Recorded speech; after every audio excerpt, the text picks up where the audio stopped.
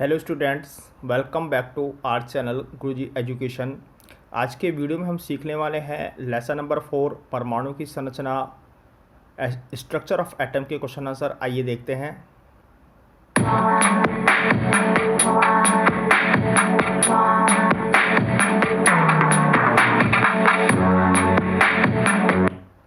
Question number 1, electron, proton और न्यूट्रॉनों के गुणों की तुलना कीजिए।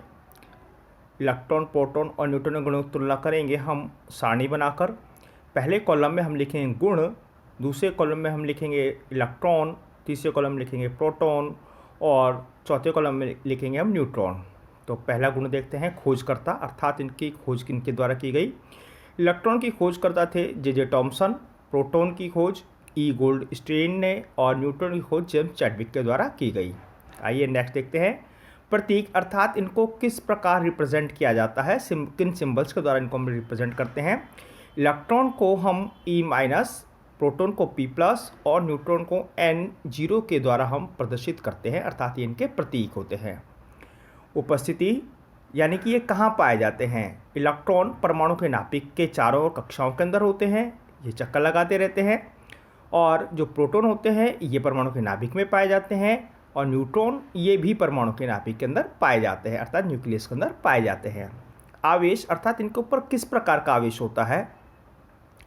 इलेक्ट्रॉन के ऊपर ऋणावेश होता है, जैसा कि हमने उसके अंदर देखा था जब भी इनके सिंबल्स देखे थे। तो प्रोटॉन के ऊपर धनावेश होता है और न्यूट्रॉन उदासीन होते हैं, अनावेशित, अर्थात इनके ऊपर किसी प्रकार का आवेश नहीं होता है। जब हमने सिंबल देखा था, हमने देखा था N0 था, तो कोई आवेश नहीं, 0 का मतलब कोई आवेश नहीं। द्रव्यमान, इलेक्ट्रॉन का द्रव्यमान प्रोटॉन के द्रव्यमान का लगभग 1/2000वां भाग होता है, और जबकि जो प्रोटॉन होता है उसका द्रव्यमान हम इकाई द्रव्यमान मानते हैं। अगर इकाई द्रव्यमान, प्रोटॉन का द्रव्यमान इकाई है तो उसके द्रव्यमान का लगभग 1/2000वां भाग इलेक्ट्रॉन का द्रव्यमान होगा। न्यूट्रॉन का द्रव्यमान प्रोटॉन के द्रव्यमान के लगभग बराबर होता है। क्वेश्चन नंबर 2, जे टॉमसन के परमाणु मॉडल की क्या सीमाएं थी। यहाँ पर परमाणु, टॉमसन का जो प्रथम परमाणु मॉडल था, यानी कि टॉमसन के द्वारा जो दिया गया था, उसकी सीमाएं या कमियां पूछ रहा है। टॉमसन ने परमाणु को उदासीन होना बताया, जबकि वैज्ञानिकों द्वारा किए गए प्रयोगों से इस बात को सिद्ध नहीं किया जा सका। तो ये उनकी सीमा या उनकी कमी हो गई, क्योंकि टॉमसन का कहना था कि जो परमाणु होता है वैद्युत रूप से उदासीन होता है। वैज्ञानिकों ने आगे चलकर प्रयोग किए तो उनका जो वैद्युत रूप से उदासीन होना बताया गया था वह बात सिद्ध नहीं हो सकी थी, उसकी कमी हो गई। आइए क्वेश्चन नंबर 3 देखते हैं।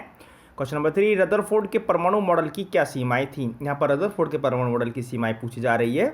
आइए इसका उत्तर देखते हैं। गोलाकार कक्ष में चक्कर लगाते हुए इलेक्ट्रॉन स्थायी नहीं रह सकता है।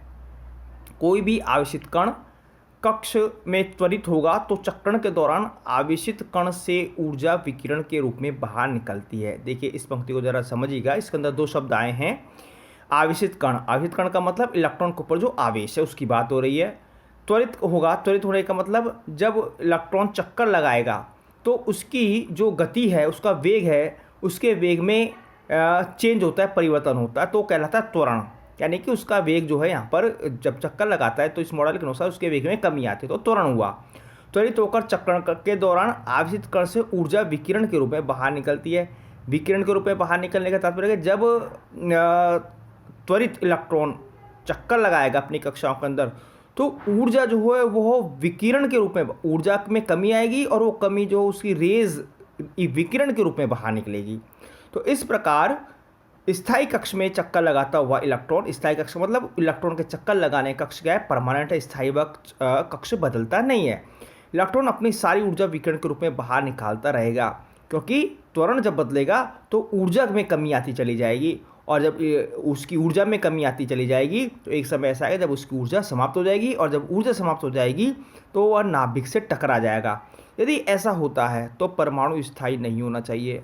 जब उसकी ऊर्जा में कमी आएगी, नाभिक से टकरा जाएगा, तो यानी कि इलेक्ट्रॉन्स धीरे धीरे खत्म हो जाएंगे, उस तत्व के, उस परमाणु के इलेक्ट्रॉन्स खत्म हो जाएंगे। और जब इलेक्ट्रॉन खत्म हो गए तो परमाणु की जो संरचना करने वाली इकाइयाँ हैं, इलेक्ट्रॉन, प्रोटॉन और न्यूट्रॉन, तो एक इकाई समाप्त हो गई। उसकी जब एक इकाई समाप्त हो गई तो परमाणु का अस्तित्व तो नहीं होना चाहिए, जबकि हम देखते हैं कि परमाणु क्या होते हैं, स्थायी होते हैं, परमाणु पाए जाते हैं। तो ये उनकी सीमा हुई। आइए देखते हैं क्वेश्चन नंबर 4, बोर के परमाणु मॉडल की व्याख्या कीजिए। आइए देखते हैं। रदरफोर्ड के परमाणु मॉडल की कमियों को दूर करते हुए नील्स बोर ने अपना परमाणु मॉडल प्रस्तुत किया। देखिए अब आप तीसरा बोर का सुन रहे हैं और रदरफोर्ड का भी आप देख चुके हैं। तो ये जो मॉडल्स हैं, ये मॉडल पिछले वाले जो मॉडल्स रहे हैं अपन से पिछले वाले, उनकी कमियों को दूर करके नए मॉडल प्रस्तुत किए गए। तो अब हम बोर का देखते हैं। देखिएगा, तो इसको हम पहले इस चित्र के द्वारा समझते हैं किस प्रकार से बोर ने अपना परमाणु प्रतिरूप दिया था। इस चित्र के अंदर आप देख रहे हैं बीच के अंदर एक ब्लैक कलर का डॉट देख रहे हैं। जो ब्लैक कलर का डॉट है ये न्यूक्लियस नाभिक होता है, और इस नाभिक के चारों जो आप सर्कल्स देख रहे हैं ये कोश या कक्षाएं हैं, या इनको ऊर्जा स्तर भी कहा जाता है। तो नाभिक के जस्ट बाहर वाला जो सर्कल होता है, यानी कि नियरेस्ट सर्कल जो होता है जिसको कोश या ऊर्जा कहा जाता है, ये पहला कोश काउंट होता है। और यहाँ पर जो या तो इसको पहला कोश कहा जाता है, या पहला कोश, दूसरा कोश, तीसरा कोश, इस प्रकार से हम इनको मानते हैं। या फिर जो है हम इनको KLMN के द्वारा स्टार्ट करते हैं के से। तो पहला कोश जो हुआ वो के कोश कहलाया। तो आप देख रहे हैं चित्र के अंदर, या के ऊर्जा स्तर कहलाया। फिर दूसरा नेक्स्ट सेकंड नंबर का के बाद L आएगा, L कोश कहलाता है, L कोश होता है। फिर M कोश, N कोश, इस प्रकार से ये कोशों की संख्या कितनी भी हो सकती है। तो ये जो है बोर का परमाणु मॉडल हुआ। आइए अब इसकी बातें देखते हैं, उन्होंने क्या क्या बातें इस मॉडल के बारे में, परमाणु के बारे में उन्होंने अपने मॉडल के द्वारा समझाई थी। पहली बात जो है, इलेक्ट्रॉन केवल कुछ निश्चित कक्षाओं में ही चक्कर लगा सकते हैं, जिन्हें इलेक्ट्रॉन की विविक्त कक्षा कहते हैं। उनका कहना यह है कि इलेक्ट्रॉन जो है वो अपनी निश्चित कक्षा में चक्कर लगाएगा। ये नहीं कि कोई इलेक्ट्रॉन कहीं भी चक्कर लगा लेगा, के में लगा लेगा, एल में लगा लेगा, एम में लगा लेगा, नहीं, उसकी चक्कर लगाने की कक्षा क्या निश्चित है, और वह जो कक्षा है उसको विविक्त कक्षा कहा जाता है। सेकंड बात, जो दूसरी बात, जब इलेक्ट्रॉन इस विविक्त कक्षा में चक्कर लगाते हैं तो उनकी ऊर्जा विकिरण के रूप में बाहर नहीं निकलती है। ये कह रहे हैं कि वो ऊर्जा के अंदर कमी नहीं आएगी। जब विकिरण के रूप में ऊर्जा बाहर नहीं निकलेगी, उसकी ऊर्जा उतनी ही बनी रहनी है। तीसरी बात, इन विविक्त कक्षाओं या कोश को ऊर्जा स्तर कहते हैं। इनको ऊर्जा स्तर, कोश या कक्षा कहा जाता है। और इन कोशों या कक्षों को 1 2 3 4, जैसे मैंने पहले बताया भी आपको, या KLMN dash dash dash dash, मतलब ये संख्या कितनी भी हो सकती है आगे तक संख्या, तो इनके द्वारा इनको दर्शाया प्रदर्शित किया जाता है। नेक्स्ट बात, फोर्थ बात, प्रत्येक कोश में इलेक्ट्रॉनों की संख्या निश्चित होती है। कोश हैं और इन कोशों के अंदर इलेक्ट्रॉनों की संख्या भी निश्चित है।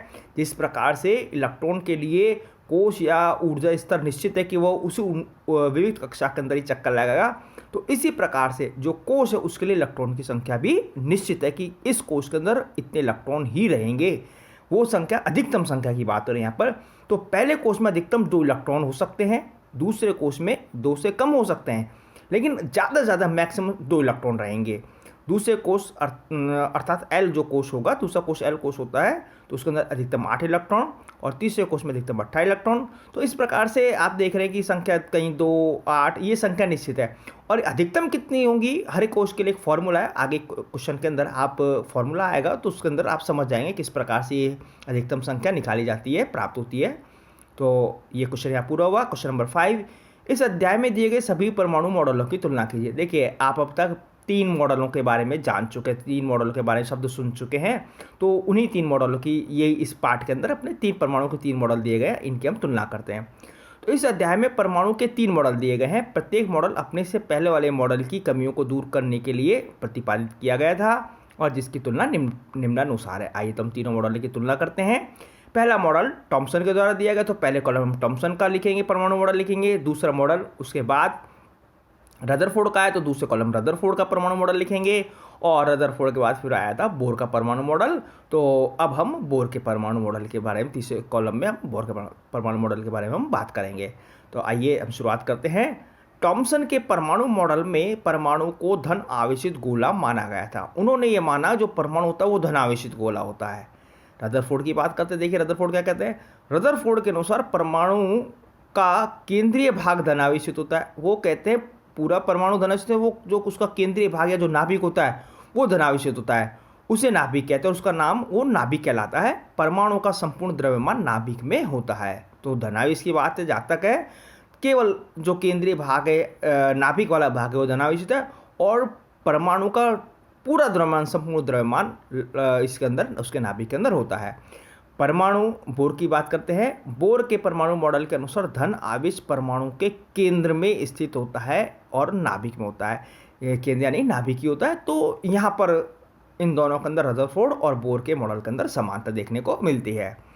दूसरी बात, दूसरा अंतर, दूसरी विशेषता, इलेक्ट्रॉन यानी कि अपन थॉम्सन के परमाणु मॉडल की बात करें, इलेक्ट्रॉन परमाणु के धन आवेशित गोले में तरबूज के बीज की तरह धंसे हुए होते हैं। देखिए जो थॉम्सन का परमाणु मॉडल है, इसके थॉम्सन के परमाणु मॉडल की तुलना हम तरबूज जो फल होता है उससे हम कर सकते हैं, और जो केक होता है उससे भी तुलना इसकी की जा सकती है। तो यहाँ पर तरबूज से हम तुलना कर रहे हैं। जो तरबूज होता है, तरबूज का रेड वाला पार्ट जो होता है, जो खाने वाला भाग होता है, तो खाने वाले भाग वो धनावेशित गोला हो गया, धनावेशित भाग हो गया, और उसके अंदर बीज धंसे हुए थे। तो जो बीज होता है वो उसका ऋणावेशित भाग यानी कि इलेक्ट्रॉन्स वाला भाग हो गया। तो इस प्रकार से धनावेशित भाग के अंदर ऋण आवेशित भाग यानी कि इलेक्ट्रॉन उसके अंदर धंसे हुए होते हैं, जैसे तरबूज के अंदर बीज धंसे हुए होते हैं। आइए अब इसकी बात करते हैं दूसरे मॉडल की। इलेक्ट्रॉन नाभिक के चारों ओर कक्षाओं के अंदर चक्कर लगाते हैं। रदरफोर्ड कह रहे हैं कि इलेक्ट्रॉन जो है वो नाभिक के चारों ओर, और जबकि थॉम्सन कह रहे हैं कि वो धनावेशित भाग में गोले के अंदर धंसे हुए हैं। वो ये कह रहे हैं कि जो इलेक्ट्रॉन है वो नाभिक के चारों कक्षाओं के अंदर चक्कर लगाते रहते हैं। आइए बोर की बात करते हैं। इलेक्ट्रॉन विविध कक्षाओं में ही चक्कर लगाते हैं। कहते हैं चक्कर तो लगा रहे हैं कक्षाओं के अंदर, लेकिन इलेक्ट्रॉन विविध कक्षाओं के अंदर ही चक्कर लगाते हैं। हमने देख चुके हैं पिछले क्वेश्चन के अंदर। आइए तीसरा अंतर देखते हैं। थॉम्सन के परमाणु मॉडल में इलेक्ट्रॉन द्वारा ऊर्जा के खोने के बारे में कोई जानकारी नहीं दी गई है, कुछ बताया नहीं गया है। ये नहीं बताते कि इलेक्ट्रॉन ऊर्जा खो रहा है या नहीं हो रहा है, वृद्धि हो रही है, कमी हो रही है, इस प्रकार की कोई इन्होंने चर्चा नहीं की है। आइए रदरफोर्ड की बात करते हैं। आवेशित कण यानी कि इलेक्ट्रॉन कक्ष में त्वरित होकर होगा तो चक्रण के दौरान आवेशित कण इलेक्ट्रॉन से ऊर्जा विकिरण के रूप में बाहर निकलती है। तो ये कह रहे हैं जब इलेक्ट्रॉन त्वरित होगा और कोई चक्कर लगाएगा तो उसमें से ऊर्जा के अंदर कमी आएगी, ऊर्जा बाहर निकलेगी। और देखिए बोर कहते हैं जब इलेक्ट्रॉन विविध कक्षा के अंदर चक्कर लगाते हैं तो उनकी ऊर्जा विकिरण के रूप में बाहर नहीं निकलती है, क्योंकि ये उनकी रदरफोर्ड की कमी थी। तो उन्होंने रदरफोर्ड की कमी को दूर किया। उन्होंने बताया कि भाई नहीं, इलेक्ट्रॉन जब चक्कर तो लगाएगा, विविध कक्षा के अंदर चक्कर तो लगाए, लेकिन उसकी ऊर्जा के अंदर कमी नहीं आती है, नहीं होती है। ये तीन अंतर हो गए। और चौथा अंतर जो है हमारा यह है इनका चित्र, इनका डायग्राम। तो पहला थॉम्सन का परमाणु मॉडल का डायग्राम देख लीजिएगा। देखिए जो रेड वाला पोर्शन आप देख रहे हैं ये धनावेशित भाग है, धनावेशित गोला होता है, और इसके अंदर बीच में इलेक्ट्रॉन जो दिख रहे हैं यानी कि ऋणावेशित कण धंसे हुए, जिससे तरबूज के अंदर आप अभी अपन ने देखा भी था, चर्चा भी की थी। रदरफोर्ड का परमाणु मॉडल देखते हैं। रदरफोर्ड का परमाणु मॉडल आप देख रहे हैं, बीच के अंदर एक सर्कल है और इस सर्कल प्लस लिखा हुआ है, अर्थात नाभिक वाला इस भाग है और जो कि धनावेशित होता है। और इसके चारों कक्षा है, एक कक्ष है और कक्षा या एक ऊर्जा स्तर है, और इस ऊर्जा स्तर के अंदर ई जो देख रहे हैं आप, ये इलेक्ट्रॉन है। तो इलेक्ट्रॉन इसके अंदर चक्कर लगा रहा है। आइए बोर का मॉडल देखते हैं। बोर के मॉडल में बीच सेंटर में बिल्कुल मध्य में आप देख रहे हैं ब्लैक कलर का डॉट, ये नाभिक है, और इस नाभिक के चारों जो आप सर्कल्स देख रहे हैं ये कोश या ऊर्जा स्तर है।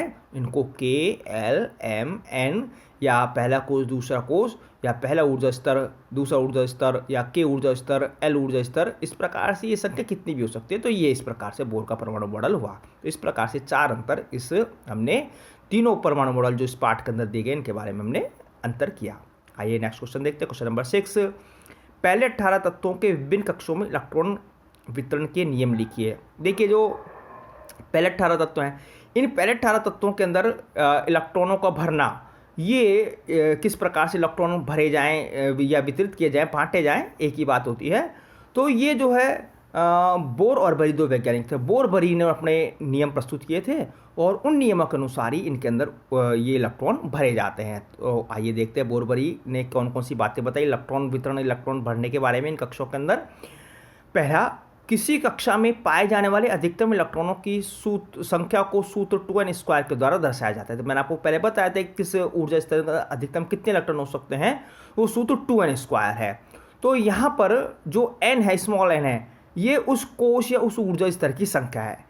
तो जैसे मान लीजिएगा आपको दूसरे कोश के लिए निकालना है, पहले कोश के लिए निकालना है, तो यहाँ पर हम n का मान जिस भी कोश के लिए निकालना है तो n का मान हम 2, 1 जो भी हमारा जिस कोश के लिए निकालो हम रख देंगे। तो इसको हम सॉल्व करके वो अधिकतम इलेक्ट्रॉनों की संख्या आ जाएगी। तो यहाँ पर कुछ हमने निकाले हैं। पहले कोश यानी कि के कोश के लिए फॉर्मूला हमने लगाया है 2n²। n का मान हमने 1 रखा, 1 का वर्ग हमने किया, 1 का वर्ग 1 होता है, और 1 को हमने 2 से मल्टीप्लाई किया तो 2 इलेक्ट्रॉन आ गए अधिकतम। दूसरा कोश देखते हैं, एल कोश 2 मल्टीप्लाई 2 का वर्ग, 2 का स्क्वायर हमने किया, 2 का वर्ग, 2 2 जा 4, 4 2 जा 8। तो इस प्रकार से अधिकतम 8 इलेक्ट्रॉन आए। तो इसी प्रकार से एम कोश, एन कोश, पी कोश, तो इस प्रकार से सारे कोशों के अंदर, सारे ऊर्जा स्तरों के अंदर हम इलेक्ट्रॉन हम अधिकतम ज्ञात कर लेते हैं, ज्ञात कर सकते हैं। दूसरी बात, सबसे बाहरी कोश में इलेक्ट्रॉन अधिकतम संख्या 8 हो सकती है। अब ये कहते हैं कि जैसे के एल एम एन जो कोश है, के कोश पहला कोश हुआ, फिर एल कोश हुआ, मान लीजिए किसी के लिए बाहरी कोश एल कोश है, तो जो एल कोश है उसके अंदर अधिकतम इलेक्ट्रॉन जो हो सकते हैं वो 8 हो सकते हैं, 8 से ज़्यादा नहीं हो सकते हैं। तीसरा, किसी परमाणु के दिए गए कोश में इलेक्ट्रॉन तब तक स्थान नहीं ले सकते जब तक कि उससे पहले वाला भीतरी कोश पूरी तरह से भर नहीं जाते, अतः कक्षाएं क्रमानुसार भरी जाती हैं। ये कहते हैं कि कक्षा को क्रमानुसार बढ़ना है, यानी कि पहले के कोश आ रहे तो पहले के कोश पूरा भरा जाएगा, और फिर जब के कोश पूरा भर जाएगा तो फिर एल कोश हम भरेंगे, एल कोश में हम इलेक्ट्रॉन से लिखेंगे। जब एल कोश पूरा भर जाएगा तब हम एम कोश पर जाएंगे। इनका कहने का तात्पर्य ये है, यानी कि हमने जो इलेक्ट्रॉन, एक इलेक्ट्रॉन के में दिखा दिया, हमको 4 इलेक्ट्रॉन भरने हैं, तो हमने एक इलेक्ट्रॉन के में दिखा दिया और 2 इलेक्ट्रॉन हमने एल के अंदर, 3 इलेक्ट्रॉन हमने एल के अंदर दिखा दिया, साफ से 4 इलेक्ट्रॉन भर गए। नहीं, तो पहले के कोश पूरा भरना पड़ेगा, यानी कि पहले हमको 2 इलेक्ट्रॉन के कोश में भरने ही पड़ेंगे। अब जो हमारे पास 2 इलेक्ट्रॉन शेष बच रहे हैं तब हम एल कोश के अंदर जाएंगे, तब हम एल कोश में शेष 2 इलेक्ट्रॉन हम भरेंगे। तो इस प्रकार क्रमानुसार हम इलेक्ट्रॉन हम भरते जाएंगे कोशों के अंदर। तो इसको हम उदाहरण से हम समझते हैं। ऑक्सीजन के उदाहरण से, ऑक्सीजन के अंदर ऑक्सीजन का परमाणु क्रमांक 8 नीचे लिखा हुआ है, तो पहले हमने 2 इलेक्ट्रॉन भरे के कोश के अंदर, पहले कोश के अंदर हम 2 इलेक्ट्रॉन भर दिए, और दूसरा देखिएगा एल कोश, अब हमें 6 इलेक्ट्रॉन और भरने हैं, क्योंकि 8 होता है परमाणु क्रमांक, 2 हम भर चुके हैं के कोश के अंदर। तो अब बाकी अब हम दूसरे कोश एल कोश के अंदर भरेंगे, अब हमने 6 इलेक्ट्रॉन उसके अंदर। तो इस प्रकार से हमने के कोश में 2 इलेक्ट्रॉन भर दिए, एल कोश के अंदर 6 इलेक्ट्रॉन भर दिए, अब हमने 8 इलेक्ट्रॉन भर दिए। इस प्रकार से हम सभी कक्षों का, सभी तत्वों का, कोशों की इलेक्ट्रॉन वितरण हम करते जाते हैं। क्वेश्चन नंबर 7, सिलिकॉन और ऑक्सीजन का उदाहरण लेते हुए संयोजकता की परिभाषा दीजिए।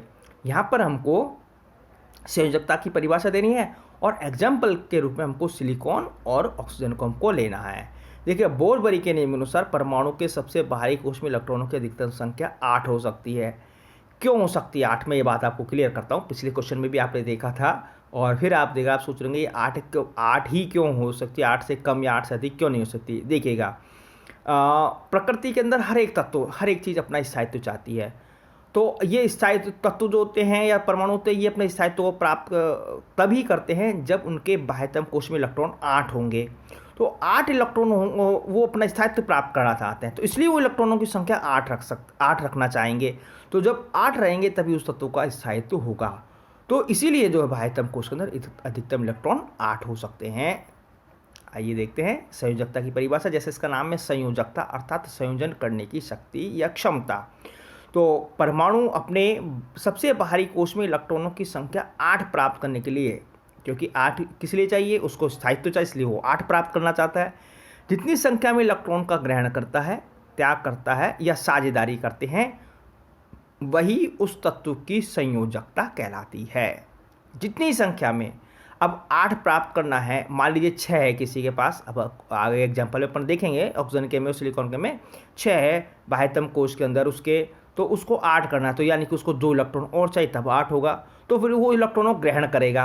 अब मान लीजिए किसी के बाह्यतम कोश के अंदर 9 इलेक्ट्रॉन है, वो 1 इलेक्ट्रॉन को बाहर निकाल देगा, तो यानी त्याग कर दिया, तब उसके 8 पूरे हो जाएंगे बाह्यतम कोश के अंदर। तो इस प्रकार से वो त्याग भी करते हैं, ग्रहण भी करते हैं, साझेदारी करते हैं। तो जितनी संख्या में इलेक्ट्रॉन्स का त्याग, ग्रहण या साझेदारी हुई है, वही उस तत्व की संयोजकता या वैलेंसी कहलाती है। इंग्लिश में इसको वैलेंसी बोला जाता है। आइए पहले उदाहरण देखते हैं। जैसे सिलिकॉन का परमाणु क्रमांक 14 है, 14 होता है, तो इसका इलेक्ट्रॉनिक विन्यास क्या होगा, के कोश के अंदर, यानी पहले कोश के अंदर 2 इलेक्ट्रॉन, क्योंकि अधिकतम 2 आ सकते हैं। अभी हमें और भरने हैं, तो हम दूसरे कोश पर जाएंगे। फिर दूसरा कोश होता है एल कोश, एल कोश के अंदर 8 भर सकते हैं, हमने 8 भर दिए, और अभी भी हमको 4 इलेक्ट्रॉन और भरने, क्योंकि अभी तक 10 इलेक्ट्रॉन भरे गए हैं। तो फिर हम नेक्स्ट कोश पर जाएंगे, अर्थात एम कोश पर जाएंगे, तो एम कोश के अंदर हो गए 4 इलेक्ट्रॉन। तो इस प्रकार से देखिए 14 इलेक्ट्रॉन हम भर चुके हैं, तो इसका इलेक्ट्रॉनिक विन्यास हुआ 2, 8, 4। तो इसके बाह्यतम कोश में इलेक्ट्रॉनों की संख्या 4 है। चूंकि अब एम कोश बाह्यतम कोश है, तो एम कोश में इलेक्ट्रॉनों की संख्या कितनी है, 4 है। अतः इसे अपना स्टेप पूरा करने के लिए 4 इलेक्ट्रॉनों की और आवश्यकता है। तो वो 4 इलेक्ट्रॉन ग्रहण करेगा। अब ये 4 इलेक्ट्रॉन जो ग्रहण किए गए वही उसकी क्या हो जाएगी, संयोजकता कहलाएगी, संयोजकता होगी। दूसरा उदाहरण देखते हैं ऑप्शन का। ऑप्शन का परमाणु क्रमांक 8 होता है, अतः इसका इलेक्ट्रॉनिक विन्यास क्या होगा, 2 और 6, यानी कि कोश में 2 इलेक्ट्रॉन और एल कोश में 6। तो एल कोश 6 बाह्यतम कोश है और बाह्यतम कोश में 6 इलेक्ट्रॉन है। तो अभी 8 पूरा करने के लिए, अष्ट पूरा करने के लिए इसे 2 इलेक्ट्रॉन चाहिए। तो इसके बाह्यतम कोश में इलेक्ट्रॉनों की संख्या 6 है, अतः इसे अपना अष्ट पूरा करने के लिए 2 इलेक्ट्रॉनों की आवश्यकता और है, अतः इसकी संयोजकता 2 होगी। इसकी संयोजकता कितनी हो जाएगी, 2 हो जाएगी। अगला क्वेश्चन नंबर 8, उदाहरणों के साथ व्याख्या कीजिए परमाणु संख्या, द्रव्यमान संख्या, समस्थानिक, समभारिक, इनकी हमको परिभाषाएं देनी है और उदाहरण सहित हमको इनके बारे में बताना है और समस्थानिकों के 2 उपयोग भी हमको लिखने हैं। आइए 1 बाय 1 देखते हैं हम। पहला है परमाणु संख्या, इसको परमाणु क्रमांक भी कहा जाता है। इसकी डेफिनेशन देखते हैं। किसी परमाणु के नाभिक में उपस्थित प्रोटॉनों की संख्या, क्योंकि देखिए हम पढ़ चुके हैं कि नाभिक के अंदर, क्वेश्चन के अंदर हम समझ चुके हैं नाभिक के अंदर 2 प्रकार के कण, प्रोटॉन होते हैं और न्यूट्रॉन होते हैं। तो जो प्रोटॉनों की संख्या है वही उस तत्व की परमाणु संख्या या परमाणु क्रमांक कहलाती है और इसे Z के द्वारा, कैपिटल Z के द्वारा प्रदर्शित किया जाता है। एक विशेष बात इसके बारे में, किसी तत्व के सभी परमाणुओं की तत्व के सभी अणुओं की परमाणु संख्या Z समान होती है। जैसे ऑक्सीजन का O2 का एक अणु है तो इसके अंदर 2 परमाणु हैं, तो इन दोनों परमाणुओं की परमाणु संख्या 8 ही होगी।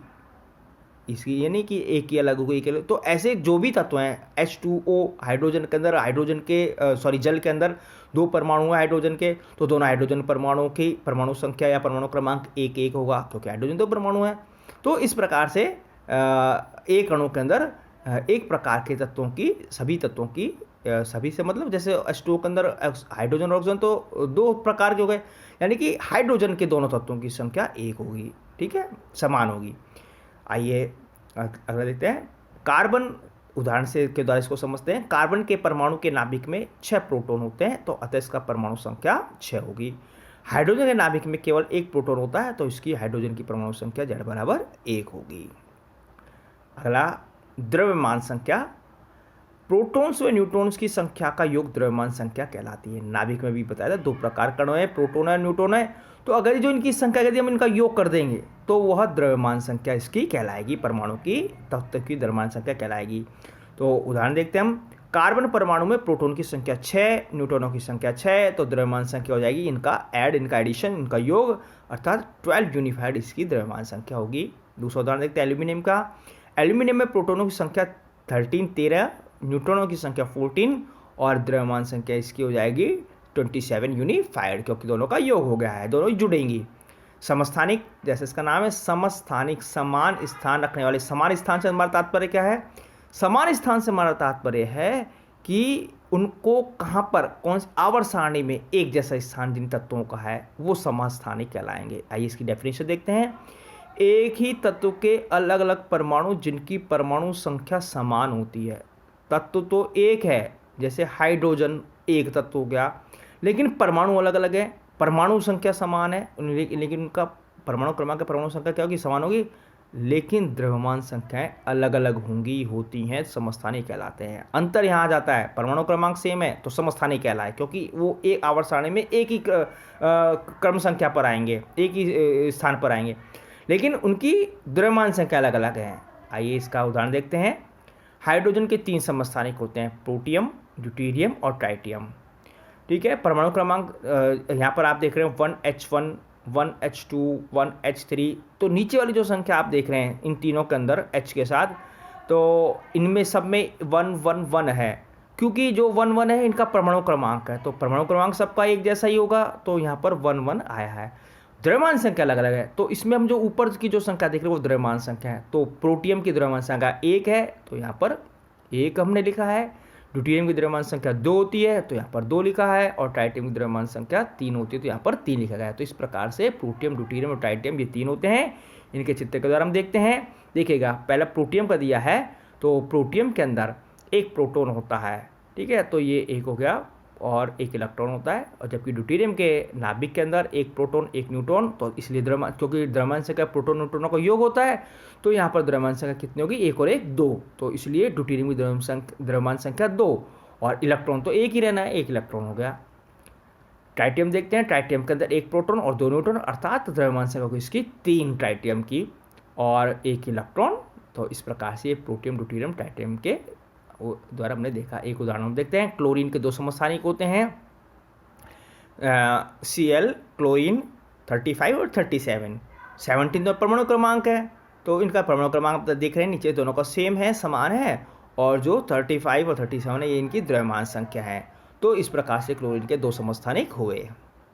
समभारिक देखिएगा, समभारिक समान भार वाले, तो इसकी डेफिनेशन देखते हैं।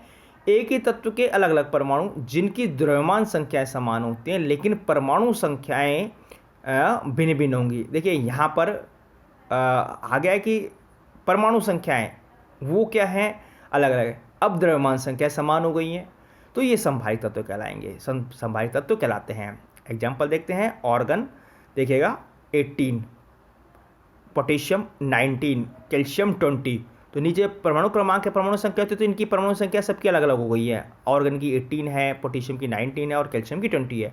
और ऊपर जब आप देखेंगे तो ऊपर 40 देख रहे हैं, ऑर्गन का द्रव्यमान संख्या, पोटेशियम की 40 है और कैल्शियम की 40 है, तो इनकी तीनों की द्रव्यमान संख्या सेम है लेकिन परमाणु क्रमांक अलग अलग है, तो ये तीनों तत्व आपस में क्या हुए, समभारिक तत्व हुए। आइए देखते हैं अगला, इस क्वेश्चन का अगला पार्ट, समस्थानिकों के उपयोग। समस्थानिकों के उपयोग के अंदर पहला उपयोग इसका, यूरेनियम के समस्थानिक 235। देखिए यूरेनियम के 2 समस्थानिक होते हैं, 235 और 237, तो यूरेनियम का जो 235 समस्थानिक है इसका उपयोग परमाणु भट्टी में ईंधन के रूप में होता है। दूसरा उपयोग देखते हैं, दूसरे समस्थानिक का कैंसर के उपचार में कोबाल्ट 60, कोबाल्ट 60 जो समस्थानिक होता है इसका उपयोग, कोबाल्ट का समस्थानिक होता है, इसका उपयोग कैंसर के उपचार में, कैंसर रोग के इलाज में होता है।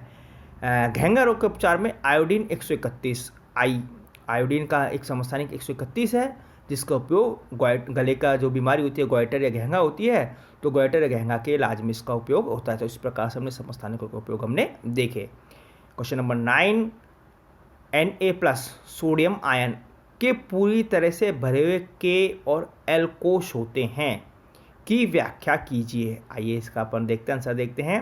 देखिए सोडियम का परमाणु क्रमांक 11 होता है, 11 होता है, तो इसका इलेक्ट्रॉनिक विन्यास क्या होगा, K कोश में 2, L में 8 और M के अंदर 1, हो गए 11। तो इस प्रकार से इनका इलेक्ट्रॉनिक विन्यास इसका सोडियम का हुआ। आइए अब इसको देखते हैं, अपन समझते हैं इस चित्र के द्वारा। तो हमने सोडियम के अंदर क्या किया, ये इलेक्ट्रॉन हमने कोशों के अंदर हमने भर दिए।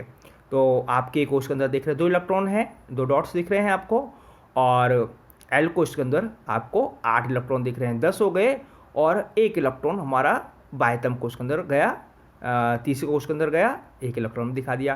तो इसके अंदर आप देख रहे हैं 1 इलेक्ट्रॉन बाहर निकल रहा है, इलेक्ट्रॉन बाहर निकल रहा है, आप तीर के निशान से आप देख रहे हैं। तो अगले डायग्राम के अंदर आप देख रहे हैं 1 कोश कम हो गया, चूंकि बाह्यतम कोश के अंदर 1 इलेक्ट्रॉन, वो इलेक्ट्रॉन बाहर निकल गया। तो इलेक्ट्रॉन जब बाहर निकलता है, इलेक्ट्रॉन बाहर निकला और इलेक्ट्रॉन बाहर निकलते आप देख रहे हैं कि आपको ब्रैकेट सेंटर के अंदर आपको दिख रहा है Na+। जब कोई तत्व का परमाणु इलेक्ट्रॉन बाहर निकलता है तो उसके ऊपर धनावेश आता है, इसलिए इलेक्ट्रॉन बाहर निकाला है, तो धनावेश आ गया और 1 इलेक्ट्रॉन कम हो गया। तो अब इसका इलेक्ट्रॉनिक विन्यास यानी कि सोडियम आयन का इलेक्ट्रॉनिक विन्यास हो गया Na+ आयन का 2 और 8। तो इस प्रकार से इसका बाह्यतम कोश पूरी तरह से क्या है, भरा हुआ है, Na+ का बाह्यतम कोश पूरी तरह से भरा हुआ है। आइए इसी बात को हम शब्दों के अंदर हम लिख देते हैं। यह बाह्यतम कोश एवं कोश अर्थात M कोश में उपस्थित है। बाह्यतम कोश वो कोश कौन सा है, M है। तो 1 इलेक्ट्रॉन त्याग कर Na+ आयन बनाता है। अभी चित्र के अंदर में देखा उसने 1 इलेक्ट्रॉन त्यागा, Na+ आयन बनाता है, और Na+ का जो इलेक्ट्रॉनिक विन्यास है 2-8 है, क्योंकि सोडियम का 2-8 1 था और सोडियम आयन का 2-8, क्योंकि 1 इलेक्ट्रॉन त्याग चुका है। K और L कोशों में इलेक्ट्रॉनों की संख्या 2-8 है। यह इन कोशों में भरे जाने वाले इलेक्ट्रॉनों की अधिकतम संख्या है, क्योंकि K के अंदर 2 आ सकते हैं और L के अंदर 8 आ सकते, तो अधिकतम संख्या हो गई। अतः यह कहा जा सकता है कि K और L कोश पूरे भरे हुए हैं। तो ये इसका हमने जो चित्र से समझा उसको हमने डिस्क्रिप्शन कर दिया, इसको हमने लिख दिया। आइए क्वेश्चन नंबर 10, अगला क्वेश्चन देखते हैं। अगर ब्रोमीन के दो समस्थानिक हो, ब्रोमीन के यहाँ पर ब्रैकेट के अंदर दो समस्थानिक दे रहा है, एक तो दे रहा है 79 और एक दे रहा है 81, क्योंकि द्रव परमाणु संख्या इनकी सेम होगी, तो नीचे 35 आप देख रहे हैं। तो इसने 79 जो है इसका 49.7 और जो 81 है इसका इसने दिया है 50.3%, यानी कि जो दो समस्या इनकी प्रतिशत मात्रा इसने दे दी है के रूप में है। तो ब्रोमीन परमाणु के औसत परमाणु द्रव्यमान की गणना कीजिए। Br2 ब्रोमीन परमाणु की ये दो समस्थानिक हैं और इनकी औसत परमाणु द्रव्यमान निकलवा रहा है, गणना करवा रहा है। आइए देखते हैं हम Br का औसत परमाणु द्रव्यमान। औसत का हमारा फॉर्मूला है, हम जानते हैं, हम निकालते हैं, करते हैं, तो बिल्कुल उसी तरीके से निकलना है। ब्रोमीन का औसत परमाणु द्रव्यमान, इनका योग और ये हो जाएगा। तो देखिएगा पहला 79 वाला है, तो 79 का जो प्रतिशत मात्रा उससे हम मल्टीप्लाई कर देंगे, 79 मल्टीप्लाई बाई 49.7, क्योंकि जो 79 द्रव्यमान वाला है उसकी 49.7 है, तो इससे मल्टीप्लाई हो गया। और इसी प्रकार से प्लस डिवाइडेड बाई 100 और प्लस उसकी मात्रा जो है 81 वाले की, 81 की 50.3 है, तो इस हमने 81 को हमने 50.3 से इसको मल्टीप्लाई हमने कर दिया और डिवाइडेड बाई 100, जो कि दोनों 100% में है, तो इसलिए दोनों को हमने 100% में डिवाइड किया है। तो जब 79 49.7 से मल्टीप्लाई होगा प्लस 81 इससे 50.3 से मल्टीप्लाई होगा, चूँकि दोनों के जो है हर समान है, तो ये आपके 100 हमने ले लिया है। तो जब हम इनको दोनों को मल्टीप्लाई करेंगे, यानी कि 79 मल्टीप्लाई बाई 49.7, तो ये आपका आता है 3926.3 और 81 का 50.7 से मल्टीप्लाई में करेंगे तो ये आएगा 4074.3। इन दोनों को हम ऐड करेंगे तो ये आएगा हमारा 8000.6 और ये हमारा 100 से हमने इसको डिवाइड किया, 100 से डिवाइड किया, 100 से जब हम इसको डिवाइड करेंगे तो ये आ जाएगा 80.006। तो इस प्रकार से जो ब्रोमीन परमाणु है, तो इसका यानी दोनों समस्थानिकों का औसत जो द्रव्यमान है, Br परमाणु का औसत द्रव्यमान 80.06 यूनिफाइड होता है। तो इस प्रकार से हमने इनका औसत हमने निकाल लिया।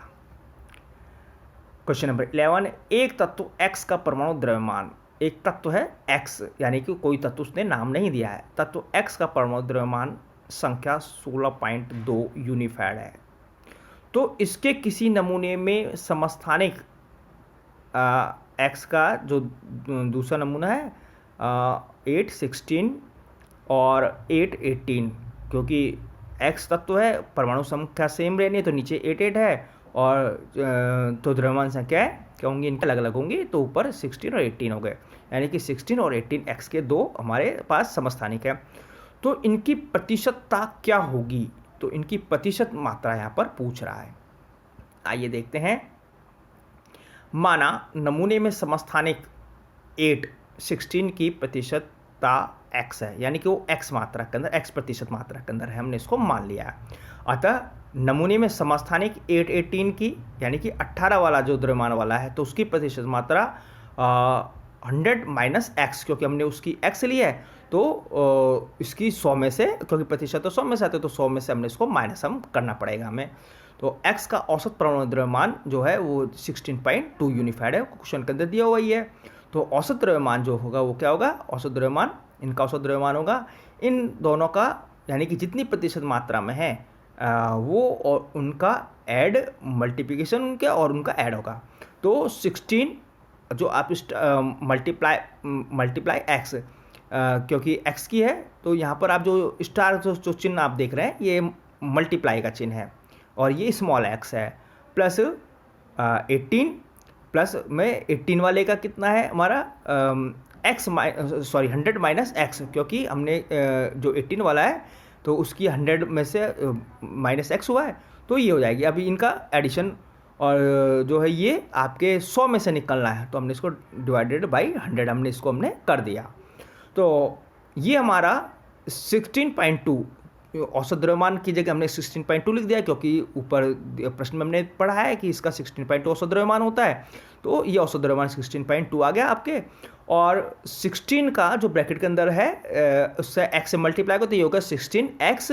इसी प्रकार से आपके इसका 18 जो है इसका माइनस एक्स से मल्टीप्लाई हुआ 100 से, तो ये आपके आ गया 18। तो इस प्रकार से हुआ आपका 18, क्योंकि माइनस से एक्स से मल्टीप्लाई हुआ 18 का, तो इस प्रकार से 18 माइनस 18x अपॉन 100। तो ये हमारे अब नेक्स्ट स्टेप के अंदर आप देख रहे हैं 16.2 एजिट आ जाएगा। 16.2 एजिट आते ही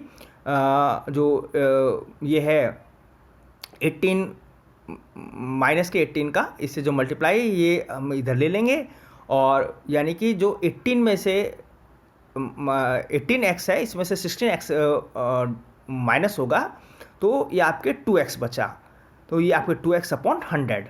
तो अब ये आपके 2x अपॉन 100 आपके आ गया है।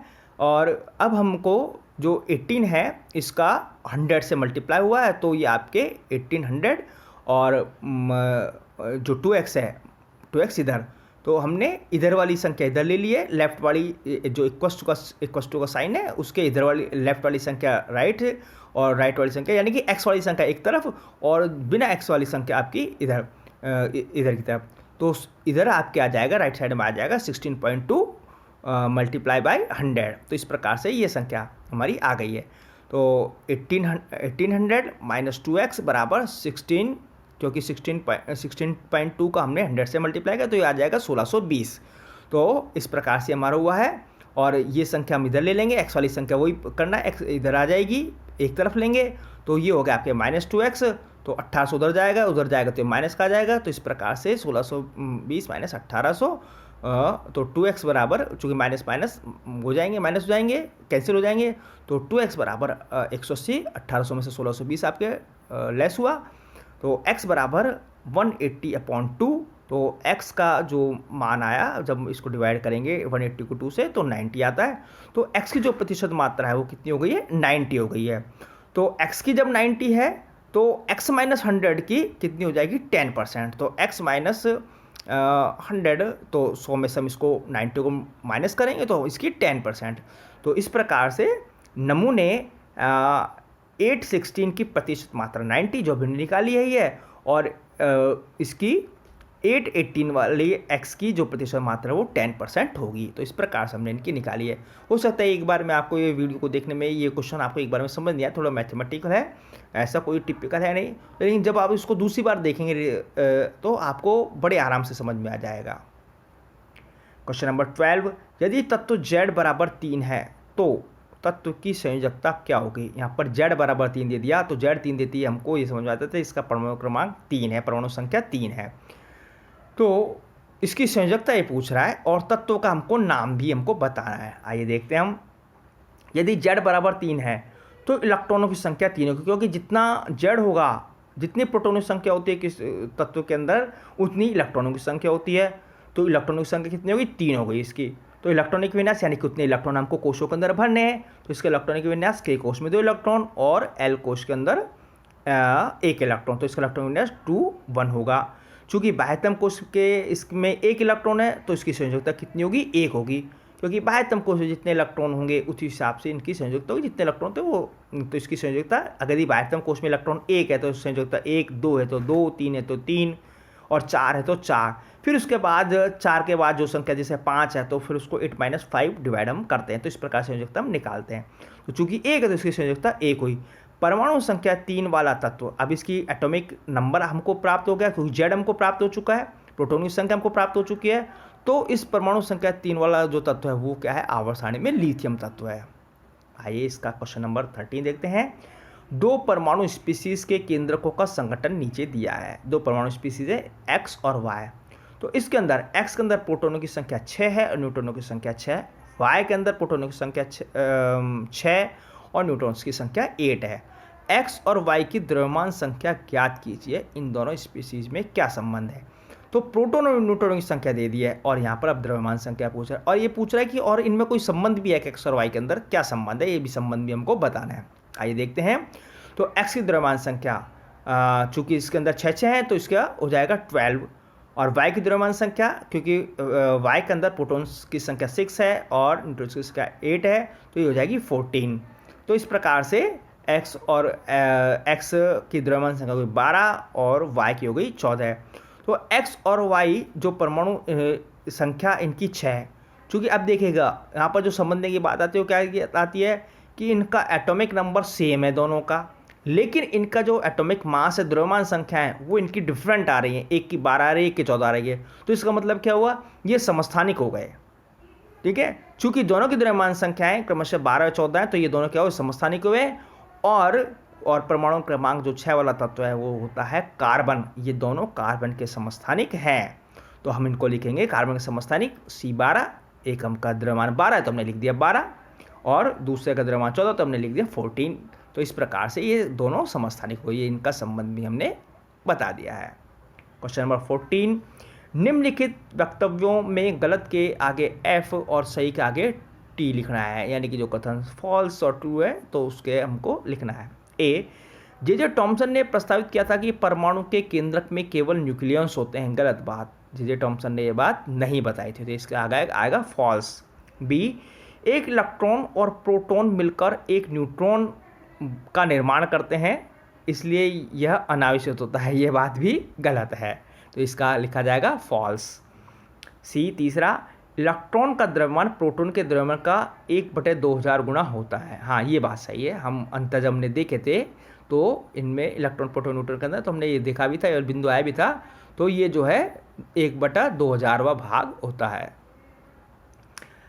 डी, आयोडीन के समस्थानिक का उपयोग टिंचर आयोडीन बनाने में होता है, इसका उपयोग दवा के रूप में होता है। ये कथन गलत है। आयोडीन के समस्थानिक का नहीं, आयोडीन का उपयोग होता है, तो ये कथन हुआ हमारा गलत। क्वेश्चन नंबर 15 से 18 के लिए सही विकल्प का चुनाव करना है। आइए क्वेश्चन नंबर 15 देखते हैं। रदरफोर्ड का अल्फा कण प्रकीर्णन का प्रयोग किसकी खोज के लिए उत्तरदायी था? रदरफोर्ड ने एक प्रयोग किया था अल्फा कण प्रकीर्णन प्रयोग के नाम से जिसको जाना जाता है, तो किसके लिए? तो ऑप्शन ए है परमाणु केंद्रक, B electron, C proton, D neutron. इसका सही उत्तर है सी प्रोटॉन, क्योंकि उन्होंने प्रोटॉन के लिए किया था, उसके धनात्मक भाग के लिए प्रोटॉन के लिए इन्होंने ये प्रयोग किया था।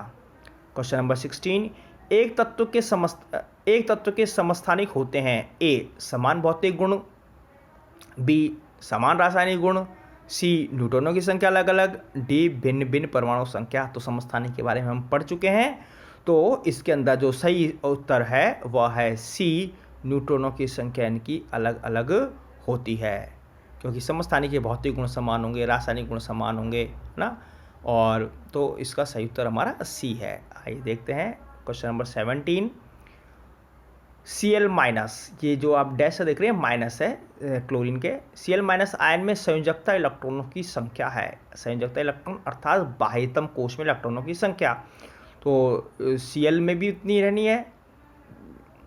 आइए देखते हैं हम इसका सही उत्तर है 8, क्योंकि परमाणु क्रमांक से आप सीख चुके हैं तो ये आप निकाल सकते हैं।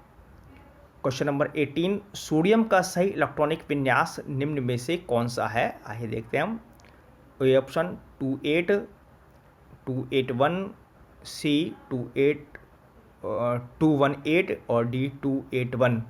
तो इसका जो सही आंसर है वो है ऑप्शन डी, क्योंकि जो सोडियम होता है, सोडियम का परमाणु क्रमांक कितना होता है? 11 होता है, और हम बोरबरी के नियम अनुसार पहले कोश में 2 भरते हैं, दूसरे के अंदर 8 भरते हैं, और फिर आगे के अंदर हम भरते हैं, तो इस प्रकार से 11 मान हो जाते हैं। तो सही जो क्रम है वो कितना है? 281, क्योंकि कोई भी आप परमाणु इलेक्ट्रॉनिक विन्यास लिखे तो उसके लिए आपको परमाणु क्रमांक या परमाणु संख्या आपको याद होनी चाहिए, तब आप लिख पाएंगे। क्वेश्चन नंबर 19, निम्नलिखित सारणी को पूरा कीजिए। यहाँ पर एक टेबल दी हुई है, इस टेबल को हमको पूरा करना है। इस टेबल के अंदर आप देख रहे हैं कुछ जगह डैश डैश डैश करके दी खाली जगह दी हुई हैं, तो अगले उसके अंदर मैंने इसको फिल करके रखा हुआ है अगले स्लाइड के अंदर, तो आप उसको देखेंगे। आइए देखेंगे, इसके अंदर आप कुछ रेड कलर से जो लिखे हुए देख रहे हैं वो खाली जगह के अंदर भरे हुए हैं। तो हम परमाणु के बारे में सीख चुके हैं, समझ चुके हैं, बहुत सारे क्वेश्चंस के बारे में आ गया है, क्वेश्चंस के अंदर आ गया है, तो यहाँ पर वही उसी में से हमको भरना है। देखिएगा, परमाणु संख्या 9, पर पहला जो है हमारा परमाणु संख्या 9, तो परमाणु संख्या 9 का मतलब हमको ये समझ जाना चाहिए कि इसके अंदर प्रोटोनों की संख्या 9 आएगी। तो पहले हम इसके अंदर प्रोटोनों की संख्या भरेंगे, क्योंकि परमाणु संख्या प्रोटोनों की संख्या से आती है, तो प्रोटोनों की संख्या कितनी है, 9 आ गई। ठीक है, और जितने प्रोटोन होते हैं उतने इलेक्ट्रॉन होते हैं, तो प्रोटोनों की संख्या के बाद हम भर देंगे इलेक्ट्रॉनों की संख्या, तो इलेक्ट्रॉनों की संख्या भी 9 आ जाएगी, तो इलेक्ट्रॉनों की संख्या हो गई 9। अब हम आएंगे द्रव्यमान संख्या के ऊपर। द्रव्यमान संख्या क्या होती है, प्रोटॉन और न्यूट्रॉनों की संख्या का योग। तो प्रोटॉनों की संख्या 9 है, न्यूट्रॉनों की संख्या 10 है, तो इनका दोनों का योग 19। तो इस प्रकार से द्रव्यमान संख्या हमने इसके अंदर भर दी है, खाली के अंदर ये द्रव्यमान संख्या हमारी आ गई 19। और जो परमाणु संख्या 9 वाला जो एलिमेंट है वो होता है फ्लोरीन। तो जो परमाणु स्पीसीज है वो कौन सी हो गई, फ्लोरीन हो गई। नेक्स्ट देखते हैं 16, परमाणु संख्या 16। तो इसकी द्रव्यमान संख्या इसने दी हुई है 32, और तो इसके अंदर न्यूट्रॉनों की संख्या वह पूछ रहा है। तो न्यूट्रॉनों की संख्या हम ज्ञात कर सकते हैं, क्योंकि जो द्रव्यमान संख्या होती है वह प्रोटॉन और न्यूट्रॉनों की संख्या का योग होती है। तो द्रव्यमान संख्या दी हुई है, पर प्रोटॉनों की इसने परमाणु संख्या दी है। परमाणु संख्या के बराबर प्रोटॉनों की संख्या होती है, तो प्रोटॉनों की संख्या कितनी हो गई, 16 हो गई। तो हम 16 में से 32 में से 16 हम निकाल देंगे, माइनस कर देंगे, तो हमारे पास किसकी संख्या आ जाएगी, न्यूट्रॉनों की संख्या आ जाएगी। तो न्यूट्रॉनों की संख्या भी क्या हो जाएगी, 16 हो जाएगी। और जितने प्रोटॉन होते हैं उतने इलेक्ट्रॉन होते हैं, तो इलेक्ट्रॉनों की संख्या भी क्या हो गई, इसके अंदर 16 आ गई। तो इसके सभी रिक्त स्थानों के अंदर हम संयोगवश कह सकते हैं 16 16 16 आता है। तो इस प्रकार से, और जो 16 परमाणु संख्या वाला एटॉमिक नंबर वाला जो एलिमेंट है वो होता है सल्फर, गंधक होता है। आइए नेक्स्ट देखते हैं। नेक्स्ट में पहले इसने खाली छोड़ा हुआ है, तो अभी खाली इसको मानिएगा। द्रव्यमान संख्या 24, एटॉमिक मास 24 दिया है इसने, और प्रोटॉनों की संख्या इसने 12 दी है। तो इसका मतलब ये हो गया प्रोटॉनों की संख्या 12 है, तो परमाणु क्रमांक हो गया 12। तो पहले परमाणु संख्या के अंदर आ जाएगा इसका 12, तो हमने पहला भर दिया है। ठीक है, और अब न्यूट्रॉनों की संख्या पूछ रहा है, तो न्यूट्रॉनों की संख्या ज्ञात करने के लिए हम क्या करेंगे, प्रोटॉनों की संख्या में से हम, अच्छा न्यूट्रॉनों की संख्या निकालनी है, तो हम इसमें से इसके द्रव्यमान संख्या में से इसको हम निकाल देंगे, माइनस कर देंगे, तो न्यूट्रॉनों की संख्या आ जाएगी।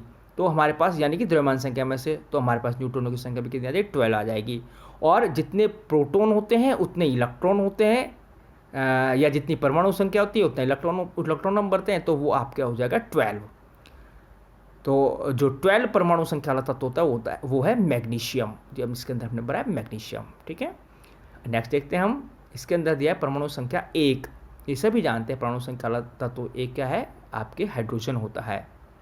तो लेकिन इससे क्लियर होता नहीं है, तो यहाँ पर द्रव्यमान संख्या दी है इसने, द्रव्यमान संख्या 2, और प्रोटॉनों की संख्या इसने दी है 1। तो प्रोटॉनों की संख्या 1 हुई, तो इसका मतलब क्या हुआ, परमाणु संख्या 1 आएगी, तो परमाणु संख्या कितनी हो जाएगी, 1 हो गई। तो अब हमारे पास परमाणु संख्या आ गई, प्रोटॉनों की द्रव्यमान संख्या दी हुई है, और इलेक्ट्रॉनों की संख्या अभी आ जाएगी प्रोटॉनों की संख्या से, तो इलेक्ट्रॉनों की संख्या भी हमारी हो गई है 1। तो अब हमें क्या ज्ञात करना है, न्यूट्रॉनों की संख्या ज्ञात करनी है। तो द्रव्यमान संख्या में से हम क्या कर लेंगे, प्रोटॉन्स की संख्या को हम घटा देंगे, तो 2 - 1, तो न्यूट्रॉनों की संख्या हो गई हमारे पास 1। तो इस प्रकार से ये हो गया। तो हमारे पास इसका हमने सारे भर दिए हैं, और चूंकि परमाणु क्रमांक 1 है, प्रोटॉन 2 है ना, तो ये जो तत्व होगा वो क्या होगा, ड्यूटेरियम होगा। हम पहले क्वेश्चन के अंदर देख भी चुके हैं, आ भी चुका है हमारे। आइए नेक्स्ट देखते हैं। पहला रिक्त स्थान खाली है, पर द्रव्यमान संख्या इसने दी है 1, न्यूट्रॉन्स की संख्या इसने दी है 0, और प्रोटॉनों की संख्या दी है इसने 1। प्रोटॉनों की संख्या 1 है, तो परमाणु संख्या इसकी क्या हो जाएगी, 1 आ जाएगी। तो पहले हमने भर दिया 1, हमने 1 इसके अंदर पहले कॉलम के अंदर हमने भर दिया है, तो हमारा ये हो गया। अब ये पूछ रहा है इलेक्ट्रॉनों की संख्या, इलेक्ट्रॉनों की संख्या कितनी भरनी है, इलेक्ट्रॉनों की संख्या आएगी आपके 0। क्यों आएगी इलेक्ट्रॉनों की संख्या 0, इलेक्ट्रॉनों की संख्या 0 इसलिए आएगी क्योंकि इसके अंदर जो प्रोटॉन्स हैं, जो प्रोटॉन, सॉरी यहाँ पर इसकी यहाँ पर 0 गलती से आ गया है, जो इलेक्ट्रॉन्स है, इलेक्ट्रॉन्स की संख्या भी कितनी आएगी, 1 आएगी, क्योंकि जितने प्रोटॉन्स होते हैं उतने क्या होते हैं, इलेक्ट्रॉन होते हैं। तो एक प्रोटॉन वाला जो वो है आपके परमाणु जो स्पीसीज़ है, वो एक प्रोटॉन वाली स्पीसीज़ क्या है, आपके प्रोटियम है, जो कि हाइड्रोजन का एक समस्थानिक है। तो निश्चित रूप से आप यहाँ पर हमारे इस क्वेश्चन आंसर पूरे होते हैं। वीडियो में आप लास्ट तक बने रहे, अंत तक बने रहे, इसके लिए आपका बहुत बहुत धन्यवाद, आभार। वीडियो आपको पसंद आया होगा, क्योंकि थोड़ा मैथमेटिकल टाइप के इसके अंदर कैलकुलेशन है, फिजिक्स वाला पोर्शन है, तो थोड़ा समझने में हो सकता है किसी को दिक्कत भी आए। तो अगर या जब आप वीडियो को सेकंड टाइम आप देखेंगे, दूसरी बार आप देखेंगे, तो आपको निश्चित रूप से समझ में आ जाएगा। कोई कहीं डाउट हो तो आपको समझ में आ जाएगा। तो इसको वीडियो को लाइक करें और बेटर वीडियो बन सके इसके लिए कमेंट करें और चैनल को सब्सक्राइब करें, ताकि आप आगे आने वाले सभी वीडियो आपको प्राप्त हो जाए। धन्यवाद।